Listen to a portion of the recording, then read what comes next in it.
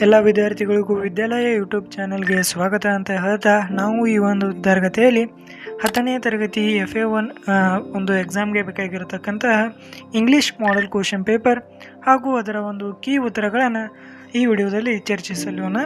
ಆದ್ದರಿಂದ ನೀವೇನಾದರೂ ನಮ್ಮ ಚಾನಲ್ಗೆ ಹೊಸಬರಾಗಿದ್ದರೆ ಈ ಚಾನಲ್ನ ಸಬ್ಸ್ಕ್ರೈಬ್ ಮಾಡ್ಕೊಳ್ಳಿ ಅಂತ ಹೇಳ್ತಾ, ಈಗ ತಡ ಮಾಡಿದರೆ ಪ್ರಶ್ನೆ ಉತ್ತರಗಳಿಗೆ ಮುಂದುವರಿಯೋಣ. ಇಲ್ಲಿ ಮೊದಲನೇದಾಗಿ ನೋಡಬಹುದು, 4 alternatives are given for each of the following questions. Only one of them is correct. Choose the correct alternative and write the complete answer along with its alphabet letters ಅಂತ ಕೇಳಿದಾರೆ. ಅಂದ್ರೆ 2 ಬಹು ಆಯ್ಕೆ ಪ್ರಶ್ನೆಗಳಿರ್ತಾವ, ಒಂದೊಂದಕ್ಕೂ ಒಂದೊಂದು ಅಂಕ. ಅದರಲ್ಲಿ ಮೊದಲನೇ ಪ್ರಶ್ನೆಯಿಂದ ನೋಡೋದಾದ್ರೆ, choose the approximate question tag and fill in the blanks ಅಂತ ಕೇಳಿದ್ದಾರೆ. ಅದರಲ್ಲಿ ಒಂದು ಏನು ವಾಕ್ಯವನ್ನು ಕೊಟ್ಟಿರ್ತಾರೆ, ಆ ವಾಕ್ಯವನ್ನು ನೋಡೋದಾದ್ರೆ, it was the faithful proposition for Swami ಅಂತ ಕೇಳಿದ್ದಾರೆ. ಇದರ ಉತ್ತರವನ್ನು ನೋಡೋದಾದ್ರೆ ಕ್ವಶನ್ ಟ್ಯಾಗ್ ಹೆಂಗೆ ಮಾಡೋದಪ್ಪ ಅಂದ್ರೆ, ಇಲ್ಲಿ ಹೆಲ್ಪಿಂಗ್ ವರ್ಬನ್ನು ನೋಡ್ಬೋದು. ಹೆಲ್ಪಿಂಗ್ ವರ್ಬ್ ಏನೈತಿ, ವಾಸ್ ಅನ್ನೋದೈತಿ. ಅದೇ ರೀತಿ ಇಲ್ಲಿ ಇದೊಂದು ಸೆಂಟೆನ್ಸ್ ಏನೈತಪ್ಪ ಅಂದ್ರೆ, ಇದು ಪಾಸಿಟಿವ್ ಐತಿ, ಅಂದ್ರೆ ಪಾಸಿಟಿವ್ ವರ್ಡ್ಗಳನ್ನು ಕೊಡ್ತದೆ. ಅದರಿಂದ ನಾವು ಕ್ವಶನ್ ಟ್ಯಾಗ್ ಮಾಡಬೇಕಂದ್ರೆ ಇದನ್ನು ನೆಗೆಟಿವ್ ಮಾಡಬೇಕು. ಅದರಿಂದ ನಾವು ಇಲ್ಲಿ ನೋಟನ್ನು ಹಚ್ತೀವಿ. ಅದೇ ರೀತಿ ಇಲ್ಲಿ ನಾವು ವರ್ಡ್ ಇಟ್ ಅನ್ನೋದು ಏನೈತಿಲ್ಲ, ಇದನ್ನು ಮುಂದೆ ಹಚ್ಚಿರ ನಮಗೆ ಕ್ವಶನ್ ಟ್ಯಾಗ್ ಕಂಪ್ಲೀಟ್ ಆಗುತ್ತೆ. ಇಲ್ಲಿ ನೀವು ಸ್ವಾಮಿ ಅನ್ನೋದು ನೋಡಿ ಹಿ ಎತ್ತ ಹಚ್ಚಿರ ಇದು ತಪ್ಪಾಗುತ್ತೆ. ಇಲ್ಲಿ ಇಟ್ ಏನೈತಿಲ್ಲ ಇದನ್ನು ಹಚ್ಚಬೇಕಾಗುತ್ತೆ. ಅದರಿಂದ ಇಲ್ಲಿ ಸರಿಯಾದ ಉತ್ತರ ಏನಪ್ಪ ಅಂದ್ರೆ ಆಪ್ಷನ್ ಸಿ ಅನ್ನೋದು ಇಲ್ಲಿ ಸರಿಯಾದ ಉತ್ತರ, ಇಸಂಟ್ ಇಟ್. ಅದರಲ್ಲಿ ಇನ್ನು ನೆಕ್ಸ್ಟ್ ಪ್ರಶ್ನೆ ಎರಡನೇದನ್ನು ನೋಡೋದಾದ್ರೆ, read the conversation and fill in the blanks with the correct if clause. If clause ಅನ್ನೋದು ತುಂಬಬೇಕಾಗುತ್ತೆ ಫಾರ್ ದ ಗಿವನ್ ಅಲ್ಟರ್ನೇಟಿವ್. ಅಲ್ಲಿ ಮೊದಲನೇದು ಪ್ಯಾರಾಗ್ರಾಫ್ ಏನಪ್ಪ ಅಂದ್ರೆ, Ravi did you get bus? ಅವಾಗ ಗಣೇಶ ಹೇಳ್ತಾನೆ, ಓ ಐ ಡಿಡಂಟ್. ಅವಾಗ ರವಿ ಹೇಳ್ತಾನೆ, if I had stayed early. ಅವಾಗ I question mark got the bus. ಇಲ್ಲಿ ಇಫ್ ಕ್ಲೋಸ್ ಯಾವ್ದಪ್ಪ ಸೂಟೇಬಲ್, ಇಫ್ ಕ್ಲೋಸ್ ಯಾವ್ದಪ್ಪ ಅಂದ್ರೆ ವುಡ್ ಹ್ಯಾವ್. ಅದರಿಂದ ಆಪ್ಷನ್ ಬಿ ಏನಾಗಿರ್ತದೆ ಇಲ್ಲಿ ಸರಿಯಾದ ಉತ್ತರವಾಗಿರುತ್ತದೆ. ಇನ್ನು ನೆಕ್ಸ್ಟ್ ಮೂಲ ಪ್ರಶ್ನೆಯಲ್ಲಿ ಎರಡನೇ ಪ್ರಶ್ನೆ, ಡೂ ಆಸ್ ದ ಡೈರೆಕ್ಟೆಡ್ ಅಂತ ಕೇಳಿದ್ದಾರೆ. ಅದರಲ್ಲಿ ಮೊದಲನೇ ಪ್ರಶ್ನೆಯನ್ನು ನೋಡೋದಾದ್ರೆ, which one of the following word has the 2 syllables ಅಂತ ಕೇಳಿದ್ದಾರೆ. ಇಲ್ಲಿ 4 ವರ್ಡ್ಗಳನ್ನು ಕೊಟ್ಟಿದ್ದಾರೆ. ಆ 4 ವರ್ಡ್ಗಳು ಯಾವಪ್ಪ ಅಂದ್ರೆ, night, lead, walking and speak ಅನ್ನೋದು 4 ವರ್ಡ್ಗಳನ್ನು ಕೊಟ್ಟಿದ್ದಾರೆ.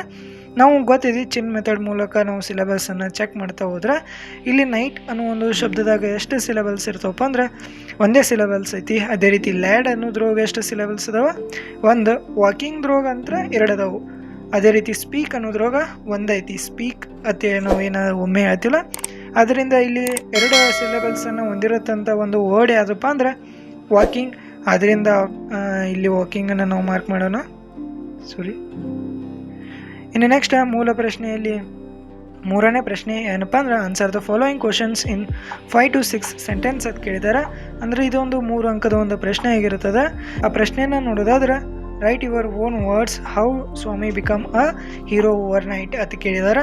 ಅಂದರೆ ಸ್ವಾಮಿ ಒಂದೇ ರಾತ್ರಿಯಲ್ಲಿ ಒಬ್ಬ ಮಹಾನ್ ವ್ಯಕ್ತಿಯಾಗಿ ಹೇಗೆ ಪರಿವರ್ತನೆ ಹೊಂದಿದ, ಅದಕ್ಕೆ ಕಾರಣ ಏನಪ್ಪ ಅಂದ್ರೆ ಅನ್ನೋದು ನಮ್ಮ ವರ್ಡ್ಗಳಲ್ಲಿ ಅದರ ಉತ್ತರವನ್ನು ಬರಿ ಅಂದರೆ. ಇದರ ಉತ್ತರವನ್ನು ನೋಡೋದಾದ್ರೆ, the news paper report carried about a village boy who had fought with the tiger. Swami argued that the boy could not fight the tiger. His father described saying that courage was the more important. The Swami was not ready to accept this. His father challenged him to show your courage by sleeping alone in the office. While the Swami was sleeping there, he saw a dark figure, believing it to be the devil. The Swami hugged and bite it. That was the most wanted burglar. Burglar means kalla. The burglar was catched and Swami became a hero overnight ಅನ್ನೋದು ಇದರ ಸರಿಯಾದ ಉತ್ತರವಾಗಿರ್ತದೆ. ನೀವು ಇದನ್ನು ಚೆನ್ನಾಗಿ practice ಮಾಡ್ಕೊಂಡು ಹೋದರೆ ನಿಮಗೆ ಖಂಡಿತವಾಗಿ 3 ಅಂಕ ಸಿಗ್ತಾವ. ಇನ್ನು ನೆಕ್ಸ್ಟ್ ಪ್ರಶ್ನೆಯನ್ನು ನೋಡೋದಾದ್ರೆ, ಮೂಲ ಪ್ರಶ್ನೆಯಲ್ಲಿ 4ನೇ ಪ್ರಶ್ನೆ, read the following extract and answer the following questions ಅಂತ ಕೇಳಿದ್ದಾರೆ. ಅಂದರೆ ಒಂದು RC ಕ್ವಶನನ್ನು ಕೇಳ್ತಾರೆ. ಅದರಲ್ಲಿ 5ನೇ ಪ್ರಶ್ನೆ, I am new to Mumbai but I will noticed that the people here are afraid ಅನ್ನೋದು ಒಂದು ಸೆಂಟೆನ್ಸ್ ಐತಿ. ಅದರಲ್ಲಿ ಮೊದಲನೇ ಎ ಪ್ರಶ್ನೆಯನ್ನು ನೋಡೋದಾದ್ರೆ, who was the new to Mumbai ಅಂತ ಕೇಳ್ತಾರೆ.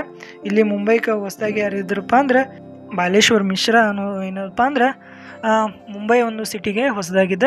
ಅದೇ ರೀತಿ ಬಿ ಪ್ರಶ್ನೆಯನ್ನು ನೋಡೋದಾದ್ರೆ, why did he come to Mumbai ಅನ್ನೋದಕ್ಕೆ ಕೇಳಿದಾರೆ. ಅವ ಮುಂಬೈಗೆ ಎದಕ್ಕೆ ಬಂದತೆ ಕೇಳಿದ್ರೆ ಅದರ ಉತ್ತರವನ್ನು ನೋಡೋದಾದ್ರೆ ಈ come to Mumbai in search to job. ಅವಂಗ ಒಂದು ಜಾಬ್ ಇದ್ದಿದ್ದಿಲ್ಲ, ಅದಕ್ಕಾಗಿ ಆ ಜಾಬನ್ನು ಹುಡುಕಾಡಕ್ಕೆ ಅವ ಮುಂಬೈಗೆ ಬಂದಿರ್ತಾನೆ.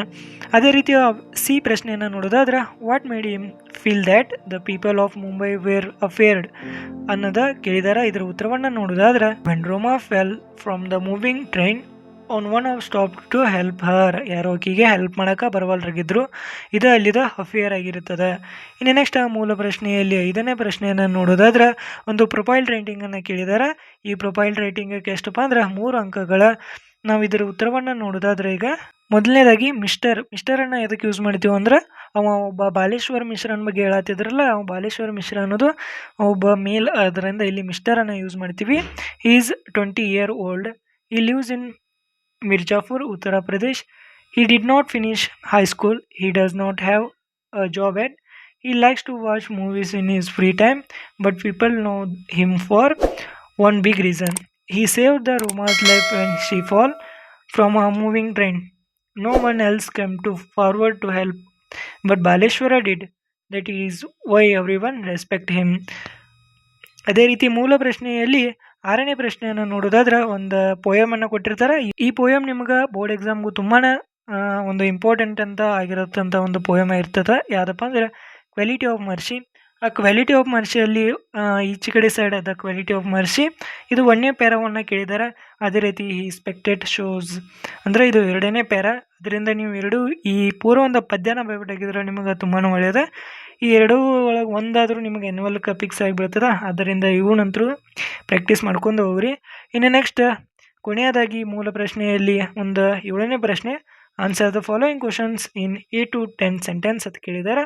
ಅದರಲ್ಲಿ 8ನೇ ಪ್ರಶ್ನೆಯನ್ನು ನೋಡೋದಾದ್ರೆ my grand mother was a genius, say the poet, justify your answer ಅಂತ ಒಂದು ಗ್ರ್ಯಾಂಡ್ ಮಾ ಕ್ಲೈಮ್ಸ್ ಅ ಟ್ರೀ ಏನೋ ಒಂದು ಪೋಯಮ್ ಐತ್ಲ, ಆ ಪೋಯಮ್ದ ಒಂದು ಶಾರ್ಟ್ ಸಮರಿಯನ್ನು ಕೇಳಿದ್ದಾರೆ. ಆ ಶಾರ್ಟ್ ಸಮರಿಯನ್ನು ನೋಡೋದಾದ್ರೆ ಈ ರೀತಿ ಆ ಶಾರ್ಟ್ ಸಮರಿಯನ್ನು ಬರ್ತದೆ. ಇದು 4 ಮಾರ್ಕ್ಸಿಗೆ ಒಂದು ಸೂಟೇಬಲ್ ಆಗಿರತಕ್ಕಂಥ ಒಂದು ಸಮರಿ ಮತ್ತು ಆನ್ಸರ್ ಆಗಿರ್ತದೆ. ಆದ್ದರಿಂದ ನೀವು ಇದನ್ನು ಚೆನ್ನಾಗಿ ಓದ್ಕೊಂಡು ಪ್ರಾಕ್ಟೀಸ್ ಮಾಡ್ಕೊಂಡು ಹೋದರೆ ನಿಮಗೆ 4ಕ್ಕೆ 4 ಅಂಕ ಸಿಗ್ತಾವೆ. ಇಲ್ಲಿಗೆ ನಿಮ್ಮ ಒಂದು 10ನೇ ತರಗತಿಯ ಒಂದು ಇಂಗ್ಲೀಷ್ ಮಾಡೆಲ್ ಕ್ವಶನ್ ಪೇಪರ್ ಹಾಗೂ ಅದರ ಉತ್ತರಗಳ ಡಿಸ್ಕಷನ್ ಕಂಪ್ಲೀಟ್ ಆಗಿದ್ದು, ನೀವೇನಾದರೂ ನಮ್ಮ ಚಾನಲ್ಗೆ ಹೊಸಬರಾಗಿದ್ದರೆ ಈ ಚಾನಲ್ನ ಸಬ್ಸ್ಕ್ರೈಬ್ ಮಾಡ್ಕೊಳ್ಳಿ ಅಂತ ಹೇಳ್ತಾ ನಾ ಈ ವಿಡಿಯೋವನ್ನು ಇಲ್ಲಿಗೆ ಎಂಡ್ ಮಾಡ್ತಾ ಇದ್ದೀನಿ. ಧನ್ಯವಾದಗಳು.